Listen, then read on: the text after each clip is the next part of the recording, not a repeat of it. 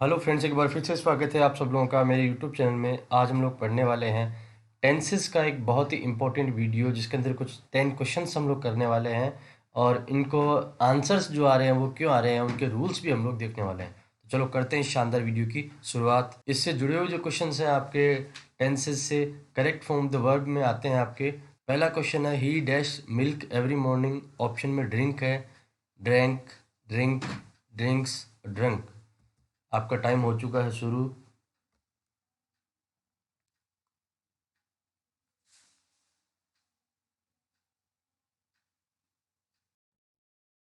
दोस्तों उसका सही जवाब हुआ ड्रिंक्स। देखिए दोस्तों, यहाँ पे क्या लिखा हुआ है, एवरी मॉर्निंग। जब भी किसी वाक्य के अंदर एवरी, ईच, इस तरह के वर्ड आते हैं, every day, each day, every morning, always, often, rarely, barely, ये जब भी वर्ड्स आते हैं तो हमेशा प्रेजेंट सिंपल आता है। तो यहाँ देखें तो प्रेजेंट सिंपल केवल ड्रिंक्स में दिया गया है। ड्रिंक यहाँ पे सेकंड फॉर्म है, ड्रिंक यहाँ फर्स्ट फॉर्म है, ये भी नहीं आएगी। और ड्रिंक जो है, ड्रंक जो है वो भी अलग फॉर्म दी हुई है, तो यहाँ पे केवल क्या आएगा, ड्रिंक्स आएगा। तो ड्रिंक्स ही इसका सही जवाब होगा, तो हमारा ड्रिंक्स हो गया यहाँ पे सही। अगला हमारा सेंटेंस है she dash a song now. तो यहाँ पे ब्रैकेट में दिया हुआ है सिंग, उसके ऑप्शन है sing, sings, is singing, are singing. आपका टाइम शुरू हो चुका है।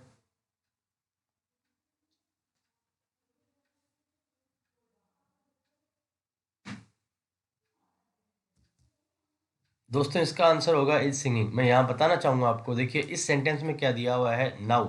जब भी किसी सेंटेंस में now, at this time, at this moment, इस तरह के वर्ड आते हैं तो हमें प्रेजेंट कंटिन्यूस टेंस का यूज़ करना होता है। प्रेजेंट कंटिन्यूस टेंस हमारा केवल एक ही ऑप्शन में है, वो है इज सिंगिंग। सिंग्स यहाँ, सिंग्स यहाँ होगा नहीं, सिंग यहाँ आ नहीं सकता, आर सिंगिंग यहाँ आएगा नहीं, क्योंकि सब्जेक्ट में क्या है हमारे सी है, तो सी सिंगुलर है, तो यहाँ पे सही जवाब क्या होगा, इज सिंगिंग। अगला हमारा सेंटेंस है he dash ill since last week. Bracket में है बीन, ऑप्शन है have been, has been, do been, does been.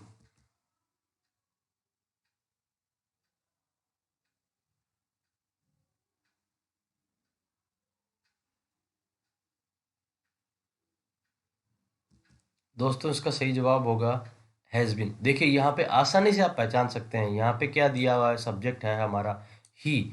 ही के साथ में यहाँ पे डू बीन और डज बीन तो कुछ होता ही नहीं है। ही के साथ में अब ये दो ऑप्शन बचे हैं, हैज और हैव के। तो ही सिंगुलर, तो हमारा केवल हैज बीन यहाँ ऑप्शन हो सकता है, हैव बीन यहाँ पे बिल्कुल भी नहीं होगा। अगला सेंटेंस है he dash 4-5 hours sleep. Bracket में दिया हुआ है, ऑप्शन है आपके have been sleeping, has been sleeping, has been sleep, have been slept.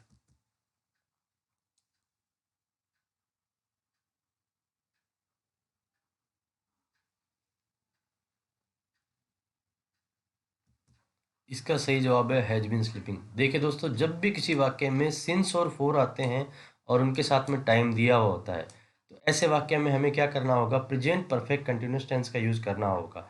यहाँ पे सब्जेक्ट में दिया हुआ ही, तो ही के साथ में आएगा सिंगुलर, तो हैव यहाँ आएगा नहीं। हैज़ बीन स्लीप कुछ हो नहीं सकता यहाँ पे, हैव बीन स्लेप्ट ये भी नहीं होगा। तो यहाँ पे बचा हुआ एक ही ऑप्शन है, वो है हैज़ बीन स्लीपिंग। फिर मैं आपको बता रहा हूँ, सिंस फोर के साथ में टाइम आने पर हमें प्रेजेंट परफेक्ट कंटिन्यूस टेंस का यूज करना होगा। अगला sentence, the light went out while I dash. Bracket में रीड, ऑप्शन है were reading, was reading, has reading, have reading.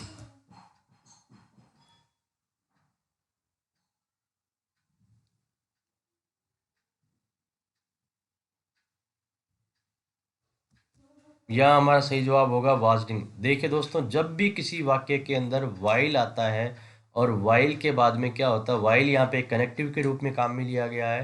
Connective while के साथ में दो सेंटेंस होंगे या दो क्लोजेज होंगे। पहला क्लोज ये है, दूसरा क्लोज ये है।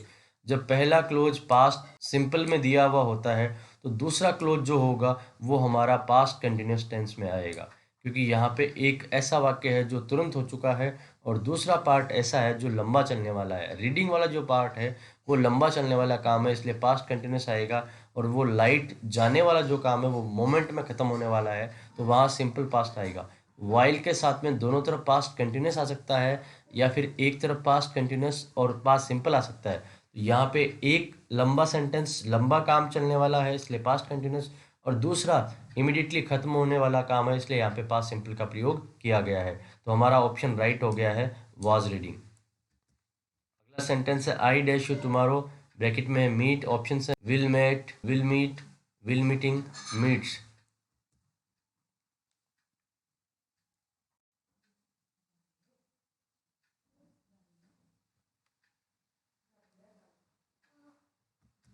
इसका करेक्ट आंसर है दोस्तों विल मीट। देखिए जब भी किसी वाक्य में tomorrow, next day, next evening, next time इस तरह के वर्ड आते हैं तो फ्यूचर सिंपल का प्रयोग करना होगा। फ्यूचर सिंपल जो है हमारा यहाँ पे विल मीट में दिया गया है।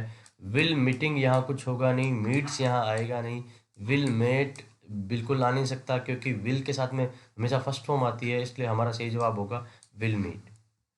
अगला सेंटेंस है I dash a letter by that time, bracket में write, shall written, will written, shall have written, will has written, ये आपके ऑप्शंस हैं।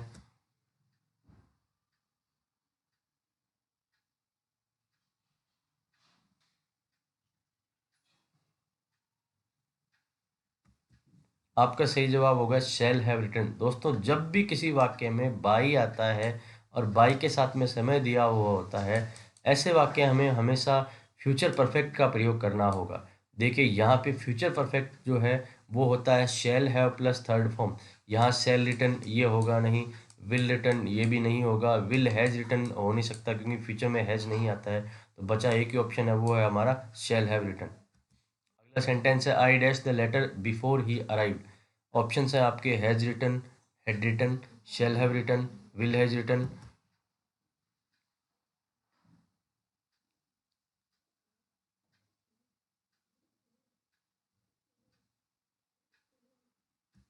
आपका सही जवाब होगा हैड रिटन। देखिए दोस्तों जब भी किसी सेंटेंस में बिफोर या आफ्टर या व्हेन एक कनेक्टिव के रूप में काम आते हैं, दो दो क्लोज को एक साथ में वो जोड़ते हैं, तो क्या होगा, एक पार्ट में पास्ट सिंपल होगा जो कि इस तरफ दिया हुआ है और दूसरे पार्ट में पास्ट परफेक्ट आएगा जो कि इस तरफ आने वाला है। तो हैज़ रिटन यहाँ आएगा नहीं, यहाँ पे शैल हैव रिटन आने की कोई उम्मीद नहीं है, विल हैज रिटन भी नहीं आ सकता है।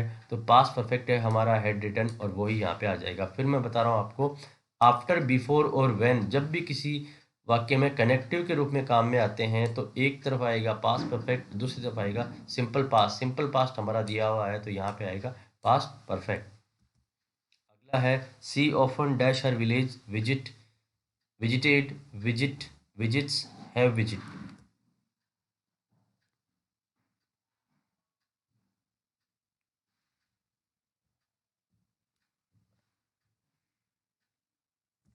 इसका सही जवाब होगा विजिट्स। देखिए दोस्तों जब भी किसी सेंटेंस में इस तरह के वर्ड्स आते हैं, ऑफन, एवर, नेवर, ऑलवेज, इस तरह के वर्ड आने पे हमें प्रेजेंट सिंपल का प्रयोग करना है। प्रेजेंट सिंपल में जब भी सिंगुलर सब्जेक्ट होगा तो उसके हाथ में एस ई एस लगाया जाएगा। तो यहाँ पे विजिटेड प्रेजेंट सिंपल हो नहीं सकता, केवल विजिट आएगा नहीं, है विजिट का यहाँ पे कोई मतलब नहीं है, तो विजिट के साथ में एस ई एस यहीं लगा हुआ है, तो ये हो गया हमारा विजिट्स यहाँ पे आंसर। लास्ट सेंटेंस है हमारा they dash so far to home, return bracket में है, has not return, has not return, had not return, have not return, have not return.